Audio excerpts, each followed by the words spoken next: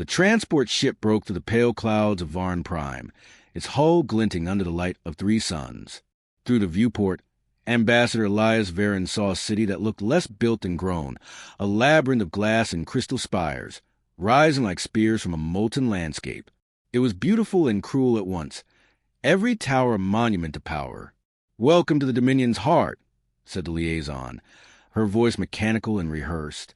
"Please refrain from speaking unless addressed directly. The Archduke values silence more than apology." Elias gave a faint nod. He had studied the Varn all his life. Their obsession with hierarchy, their rituals of dominance. They believed silence was submission. But humans had never learned to kneel quietly. The ship descended into the Hall of Concord, a colossal structure that could have swallowed entire cities. Translucent bridges stretched across abysses of light, guarded by towering Varn soldiers whose armor shimmered like liquid diamond. Elias straightened his coat, the dark blue of the Terran diplomatic corps, and stepped forward. Each footstep echoed, one man's sound against the silence of an empire. "Ambassador Varen," the liaison announced as they entered the chamber.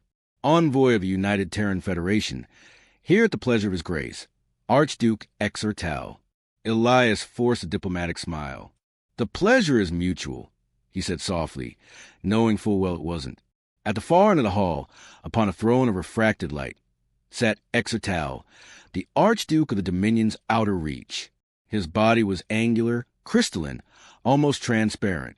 Every shift of light exposed new facets, impossible to read, impossible to trust. The air itself seemed to vibrate with his presence. The Archduke's voice was deep, metallic, and patient. "Humanity sends words when tribute is required.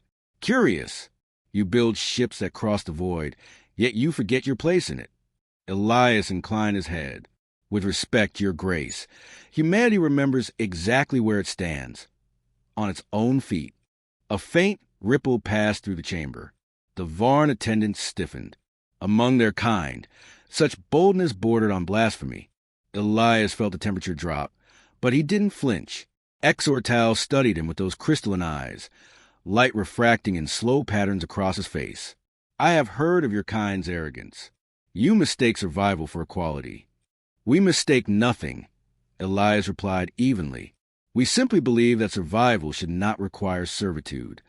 The Archduke rose, towering nearly 3 meters tall, his voice cutting through the silence like a blade. "You believe because you are young. The Dominion has existed since your species was learning to spark fire. You live under our shadow, draw from our trade routes, rely on our peace. That peace has a price." Elias clasped his hands behind his back, a diplomat's stance that disguised tension. "Then let's discuss it, not dictate it." The Archduke tilted his head, amused. "Discussion is for equals. Tribute is for subjects." The words hung in the air, sharp and final. For a moment, Elias didn't speak. He looked around the hall, at the rows of alien nobles, at the guards who watched him like a specimen. Every instinct told him to be cautious, to yield ground until humanity was strong enough to stand without fear. But then he remembered the message that had brought him here. Submit or be extinguished. He took a slow breath. "If this meeting is to discuss tribute," he said quietly, "then I fear we are both wasting time. Humanity pays respect, not ransom." A low hum resonated through the hall.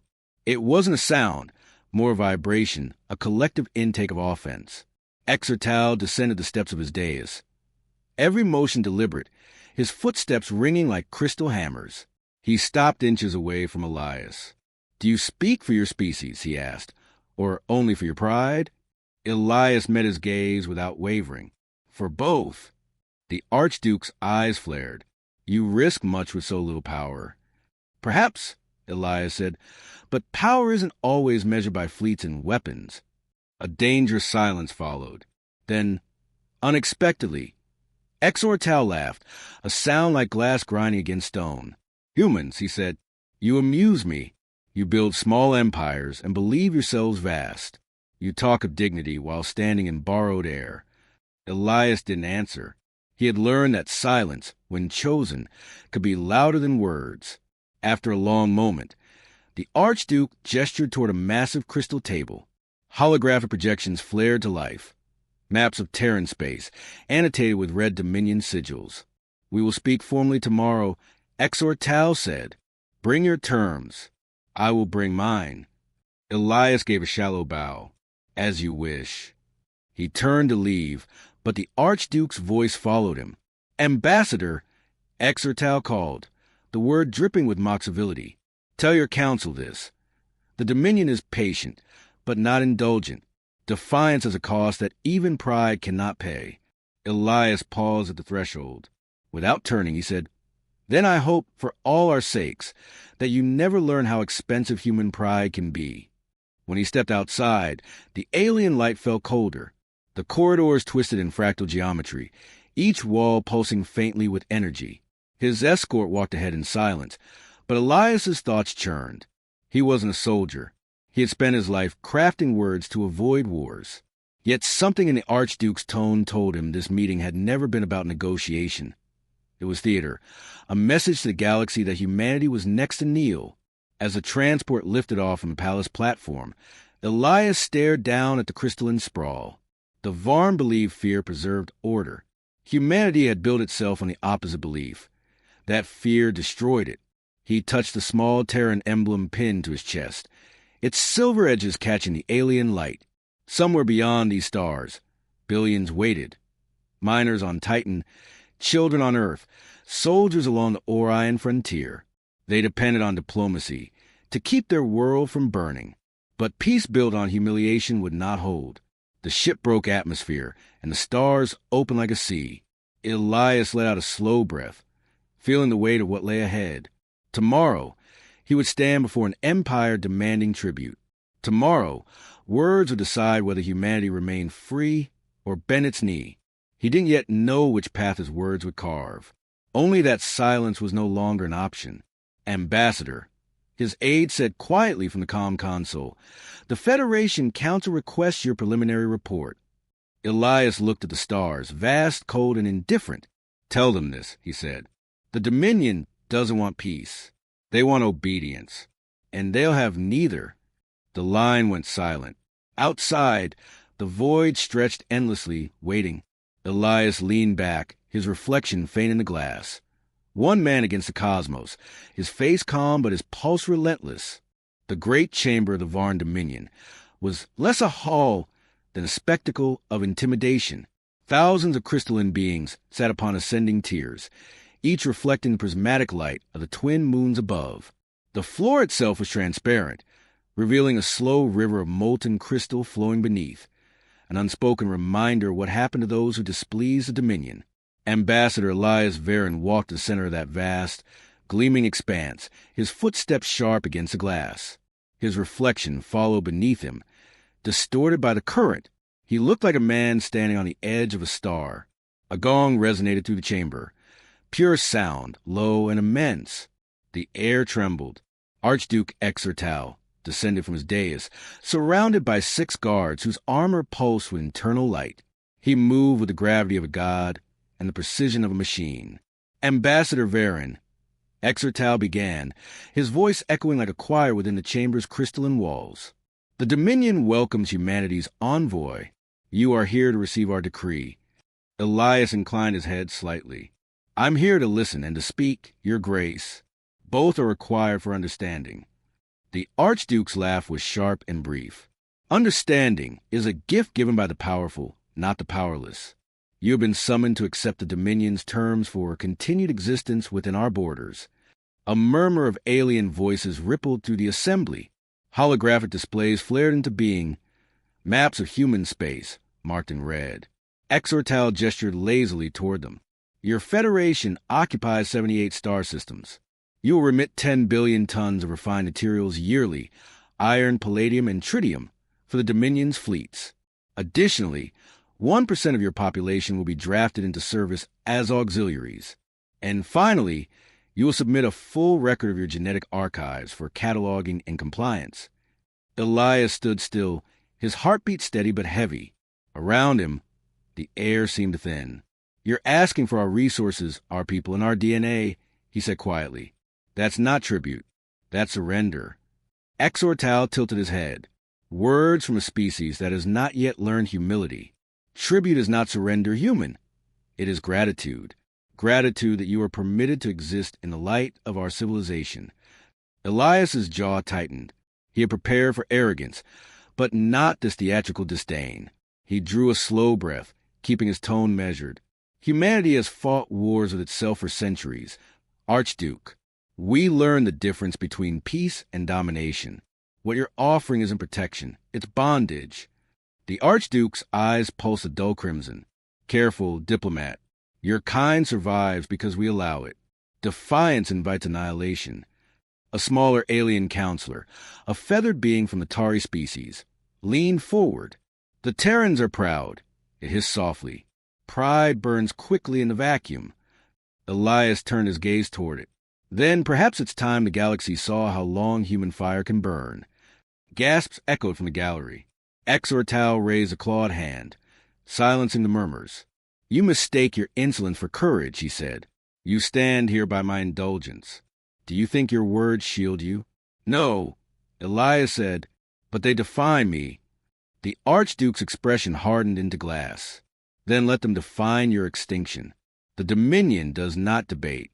You have until the next cycle to deliver your acceptance.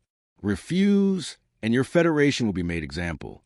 Elias looked up at the shimmering tiers of alien nobility, each face cold and brilliant.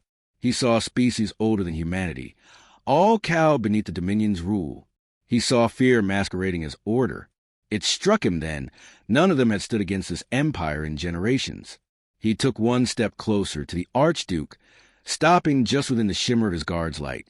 You call it tribute, Elias said. We call it theft. You call it order. We call it slavery.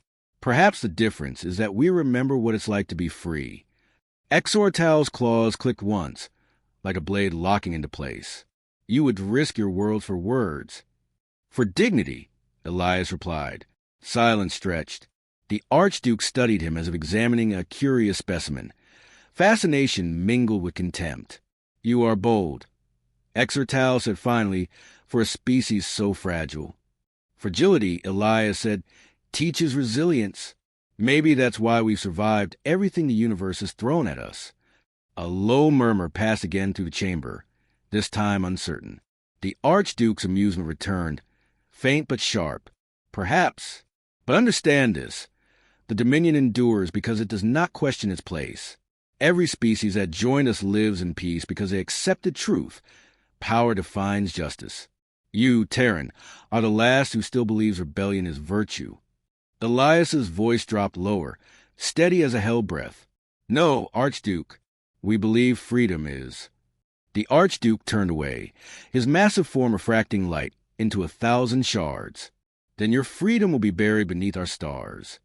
He raised his hand, and the hall's lights dimmed.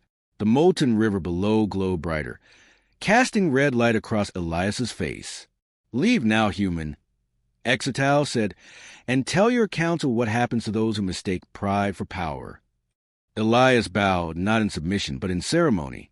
I'll tell them exactly what happened here. I'll tell them what you demanded. Tell them, Exotal said coldly, that mercy is running out.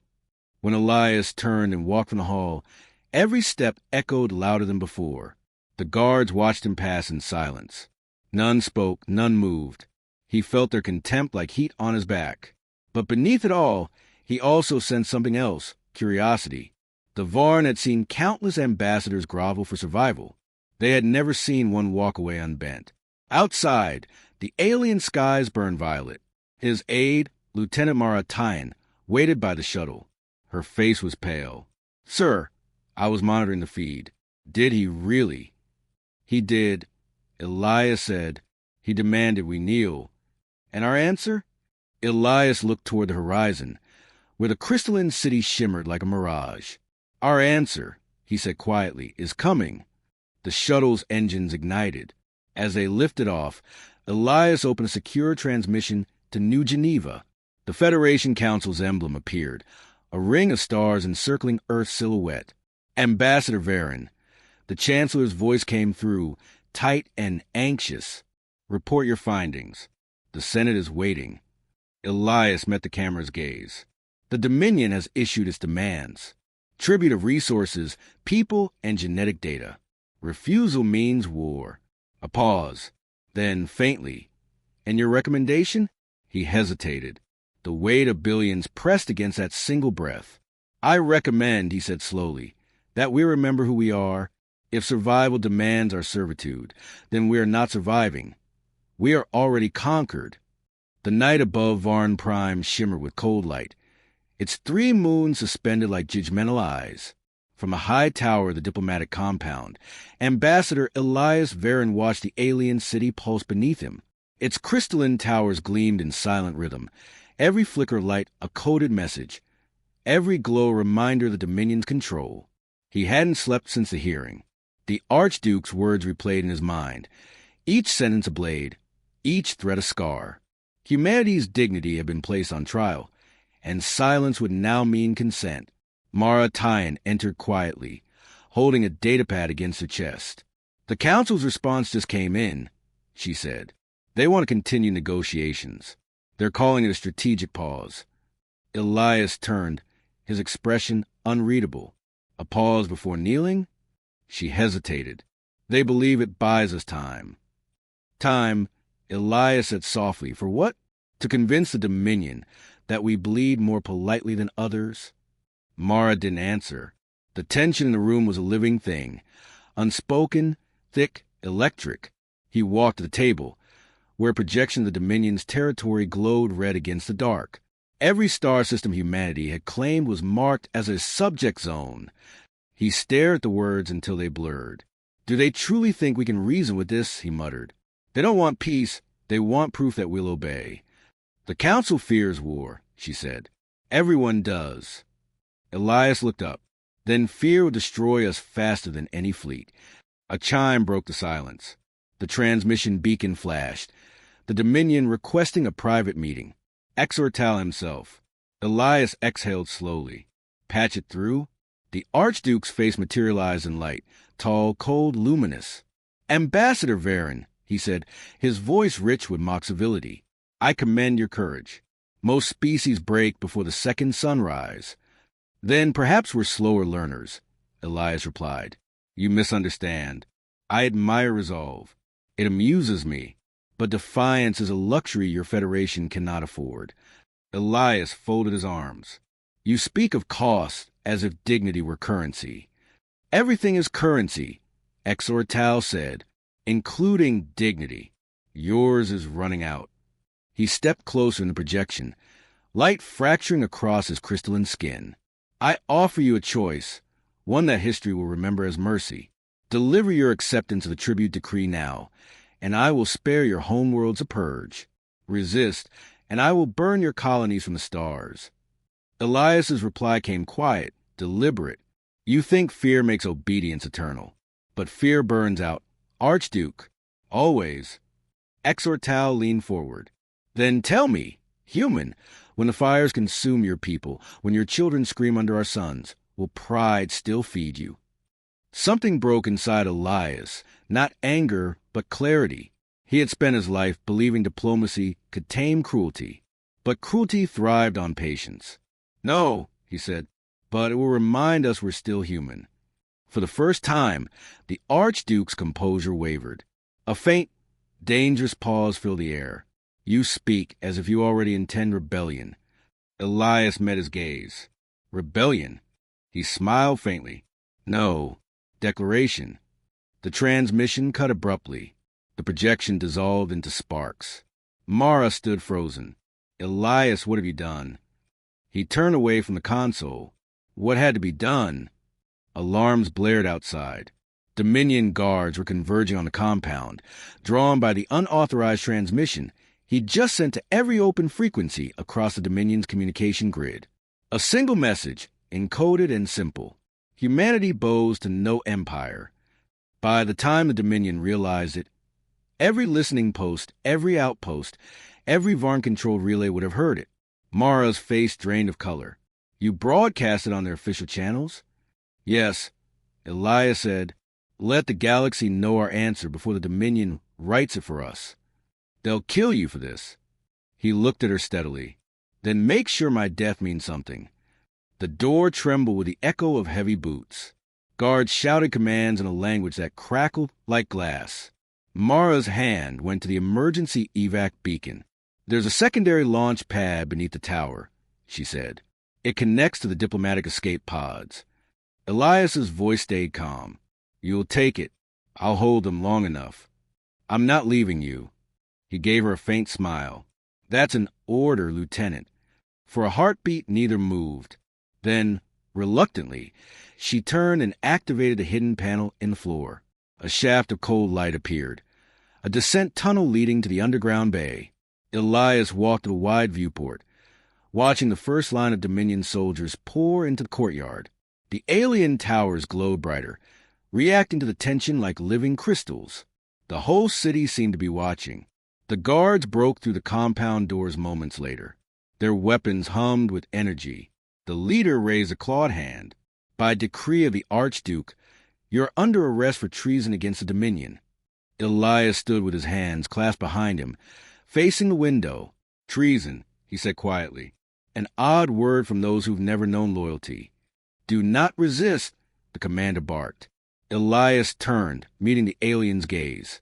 "I already did." The soldiers advanced. Before they reached him, a deep tremor shook the building. The comms unit flared to life. The human cruiser Vigilant had broken orbit. They had intercepted his distress beacon and were descending through the upper atmosphere. Guns hot. Outside, streaks of light tore across the sky. The Varn anti-air batteries opened fire. The Vigilant's hull burned orange as it dropped through the clouds, unleashing a burst of electronic jamming that shattered every Dominion frequency within 1,000 kilometers.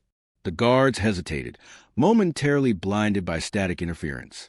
Elias seized a moment, grabbing a fallen rifle from a stunned officer and firing at the ceiling sensors. Sparks rained down as alarms went wild. He turned back to the soldiers. "Tell your Archduke this," he said. "The first shot of this war was his arrogance. The second was mine." Mara reappeared at the tunnel's edge. "We have to go now." He tossed the weapon aside and followed her down the shaft. The compound shuddered as orbital fire rained above. The small evacuation craft roared to life, tearing free from the subterranean launch dock. Through the canopy, Elias saw the vigilant locking beams of the Dominion's patrol ships, streaks of plasma crisscrossing the sky like ribbons of fire. As their craft broke free into the void, Mara's voice trembled. "You just declared war on the oldest empire in the galaxy." Elias didn't look away from the flames below. "No," he said. "I reminded them humanity still exists." The stars opened before them, vast, silent witnesses. Behind them, Varn Prime burned in scattered arcs of light. Elias reached the comm. "Patch me to the Federation fleet," he said. "They'll need to know the truth before the Dominion spreads their lies." She nodded, opening the secure channel. When the connection stabilized, Elias spoke, steady, deliberate, his voice echoing through every human ship, every relay across the colonized stars. The war began not with a declaration, but with a silence, the kind that hangs between lightning and thunder. Across the outer colonies, communication relays went dark one by one. The Dominion had moved first. Admiral Rhea Solon, commander of the Vigilant Fleet, stood on the bridge as the tactical holomap flickered before her. Red markers bloomed like infection across the rim territories. Mining stations lost, trade lanes cut, border outposts turned to ash. Every blinking light represented a human life, a broken signal, a dying voice. "How many systems have fallen?" she asked. The officer at the console hesitated. 17 confirmed. Possibly more. We've lost contact with Vega Reach and Halden Prime. Rhea's jaw tightened. And reinforcements? Still mobilizing. The Council's debating chain of command protocols. She exhaled slowly. They're debating while we're burning. From behind her, footsteps approached. Elias Varen, now stripped of his diplomatic insignia and wearing the black uniform of the fleet liaison. His face bore exhaustion but no regret. "You warned them," Rhea said quietly. "They didn't listen." "They believed peace was still possible," he replied. "Now the Dominion's teaching them what peace costs." The Admiral studied him for a moment. You gave them hope, Elias, and something else. He glanced at her. A target. She shook her head. A reason. The alarms cut through the silence. Long, sharp, immediate. Multiple warp signatures inbound, the sensor chief shouted. Dominion fleet, 15 ships, closing fast. The bridge snapped into motion. Commands shouted. Shields raised. Engines roared. Outside, the darkness bloomed with silver arcs as the Dominion ships emerged from warp, massive, crystalline vessels shaped like jagged spears, light bending around their hulls. Form up defense line, Delta. Rhea ordered. All gunners stand by. Elias gripped the console beside her. We can't outgun them. No, she said, but we can outthink them. The Dominion fleet opened fire, beams of pure energy slicing through the void. The Vigilant shook violently, its shields flaring under the first impact. Return fire. Target the lead cruiser substructure. Human rail cannons thundered. Missiles arced across the battlefield. Trails of white flame cutting through the dark. The first Dominion cruiser took a direct hit, its outer shell cracking like glass before disintegrating into drifting shards. But for every ship that fell, 2 more advanced. On the command deck, chaos was ordered into rhythm. Voices became instruments. Each command, each response, a single note in the orchestra of survival. Starboard flank failing. Redirect auxiliary power to shields. Medical bay reports incoming casualties. Rhea moved through the storm like a conductor, her calm anchoring the crew. Hold formation, she said. We are not running. Elias turned toward her. They'll break through in minutes. That's all we need, she replied. Prepare the graviton mines. He blinked. You're planning to trap them? They rely on predictive targeting, she explained. If we feed their sensors false trajectories, they'll chase ghosts right into the minefield. He allowed himself a faint smile. That's insane. It's war, she said. Insanity is strategy now. The decoy beacons launched, scattering into the emptiness, each broadcasting fake warp signatures. The Dominion ships adjusted course instantly, chasing the Phantom fleet into the debris field that hung like a frozen storm between the moons of Darrow. Now! Rhea commanded. The mines detonated in a synchronized blaze, collapsing gravity wells that twisted metal and light into chaos. Dominion cruisers shattered, their radiant hulls imploding under their own momentum. The bridge erupted in cheers, but Rhea didn't smile. Don't celebrate, she said. They'll send more. The officer turned from his station. Admiral, incoming transmission, council priority. She hesitated. Put it through. The holographic image of High Chancellor Milan appeared, his tone sharp and controlled. Admiral Solon, we have received reports of your engagement. You are ordered to withdraw to Sol Command immediately. With respect, sir, she replied. If we retreat, they'll take Darrow and the entire frontier. The frontier is expendable, Milan said coldly. Earth is not. Rhea's voice hardened. You can't defend Earth by abandoning everything around it. The Council's decision is final. The line went dead. Elias stared at her. What will you do? She looked at the stars outside, the scattered remains of ships, the distant gleam of burning world. Exactly what they're too afraid to. She turned to her crew. Signal, all captains. Form independent strike groups. We're not retreating. We're taking the fight to them. The bridge went silent for a heartbeat. Then, one by one, her officers nodded. Elias met her eyes. You just committed mutiny. Maybe, she said softly. Or maybe I just refuse surrender. Outside, the fleet broke formation, splitting into small wings designed for hit-and-run warfare. Humanity had no empire strength, but had stubbornness, creativity, and a rage born from humiliation. Over the next weeks, that rage spread. Human ships struck Dominion supply lines, raided command relays, and vanished into deep space before retaliation could land. The Dominion called it chaos. Humanity called it adaptation. Elias became the voice of resistance. His broadcast carried across colonies and hidden bases, reminding them why they fought. We were told to bow or burn. His voice echoed through every receiver. Instead, we stood. The Dominion thinks we're broken fragments of a dying race. Let's remind them, shattered glass still cuts. In every dark corner of the galaxy, his words ignited defiance. Workers sabotaged Dominion factories. Colonists smuggled data to rebel outposts. Scientists turned mining lasers into weapons. Humanity was no longer waiting to survive. It was learning how to win. But victories came at a cost. At Halden Reach, a fleet of Dominion purifiers annihilated an entire city in retaliation for a single human ambush. Millions died in fire and silence. When the images reached the fleet, Elias stood in the briefing room, fists trembling at his sides. "They think this will break us," he said bitterly. Rhea's expression was grim. "Then we'll show them it only forges us." She pointed to the star map. "Their forward base at Serene controls the entire sector. Take that, and they lose supply routes." Elias studied the projection. "That base is surrounded by planetary defenses. It's suicide." "Perhaps," she said, "but it's also the only way to make them bleed." He exhaled. "Then we'll make it count." The operation, Hammerfall, began at dawn cycle. The Vigilant led the assault, diving through planetary rings dense enough to shred a careless pilot.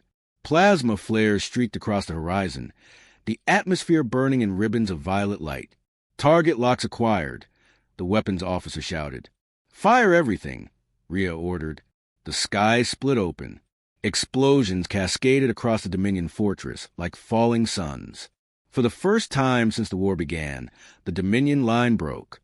Their flagship fractured under sustained bombardment, its crystalline structure collapsing in a storm of molten shards. The humans had done it. They'd struck the Empire where it believed itself untouchable. When the last explosion faded, Rhea looked at Elias. "They'll never forgive this." The sky over Serene was a bruise of ash and dying light. Human ships drifted through the wreckage, engines flickering, hulls scarred. What had been a victory now felt like a funeral. The Dominion had retreated, but only to gather strength.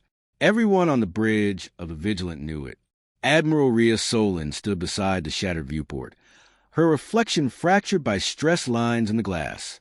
Below her, the planet burned in slow motion, fields of molten glass where cities once stood. "How many survivors?" she asked quietly. Lieutenant Cashin's voice trembled as he read the report. "Civilian count, 0. Military casualties, 41%. We recovered some escape pods, but most didn't make it." Rhea closed her eyes for a moment, drawing a long breath through her nose. "Send what we have to Sanctuary Station. Prioritize wounded." Elias Varen entered the bridge, his uniform stained, his face pale but composed. He had spent the last hours in the infirmary, speaking to soldiers who still clung to life. The smell of antiseptic and burned metal lingered on him. "They're calling it a victory," he said softly, standing beside her. "Even the Council can't deny it now. We hit the Dominion where it hurts." "Then why does it feel like we lost?" she asked. He didn't answer immediately. "Because we're still human enough to count the cost." Outside, the remnants of their fleet drifted in silent formation. The Vigilant systems hummed weakly, patched together with what little remained of their resources. Every crew member wore exhaustion like a second skin. A comms officer turned suddenly. "Incoming message. Encrypted Dominion channel." Rhea frowned. "Put through?" The hologram that appeared on the bridge was tall, thin, and carved in light.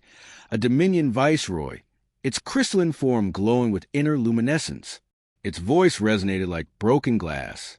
"Human Admiral, Diplomat Varen, you defied the Dominion, destroyed our fleets, and desecrated our command sanctuaries. For this, your species will pay. Surrender now, and the cleansing will be swift."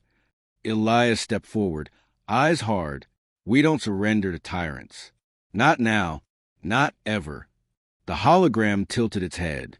"You mistake defiance for strength. You are dust struggling against the wind." "Maybe," Elias said, his voice steady. "But even dust can choke a giant." The image flickered and vanished. A tense silence followed. Then Cashin spoke quietly. "They'll come back, won't they?" Rhea nodded. "In force." Elias turned toward her. We need to move before they regroup. Hit their supply worlds.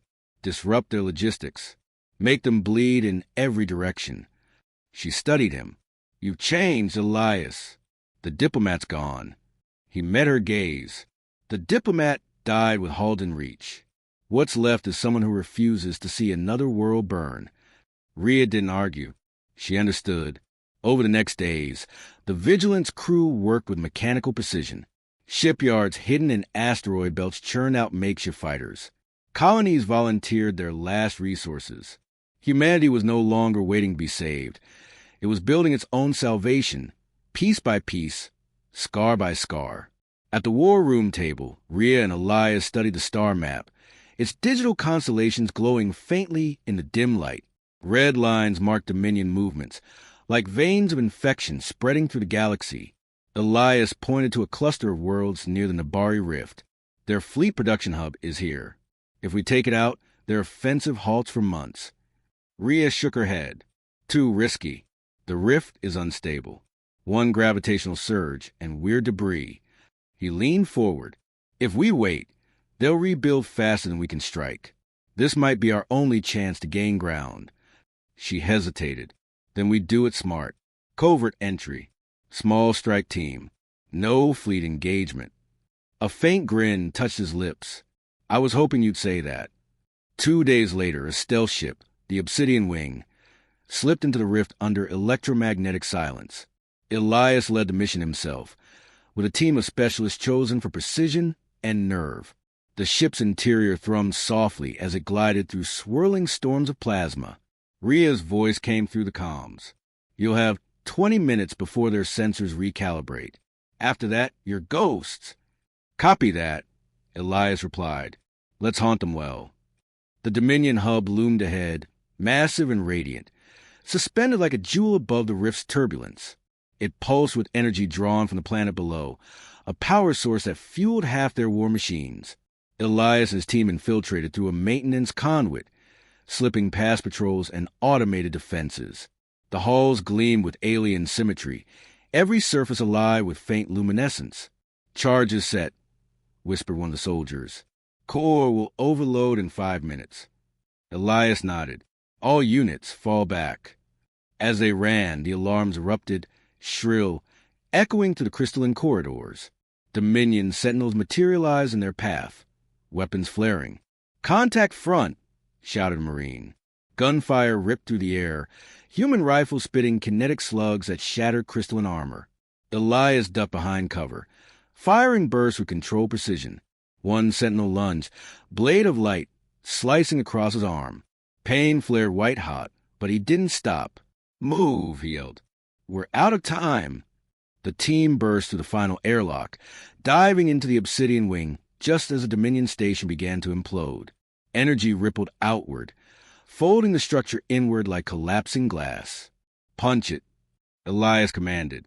The pilots slammed the thrusters. The ship tore away from the explosion, the rift behind them blooming with blinding light. When the radiance faded, nothing remained of the Dominion hub but drifting fragments. Back aboard the Vigilant, Rhea watched the data feed with quiet awe. You did it! Elias sank into command chair, exhausted, his wounded arm bound in makeshift bandages. Told you ghosts could haunt. For the first time in weeks, she allowed herself a small smile. You realize this means they'll retaliate harder than ever. I'm counting on it, he said. The harder they hit, the more the galaxy will see what we're made of. Her expression softened. You sound like someone writing humanity's epitaph. He shook his head. No, it's declaration. Over the following weeks, the ripples of the strike spread. Colonies once fearful began to rise. Alien species long subjugated by the Dominion sent messages of quiet solidarity. The impossible had happened. Someone had wounded the unstoppable. But amid the triumph, a shadow grew.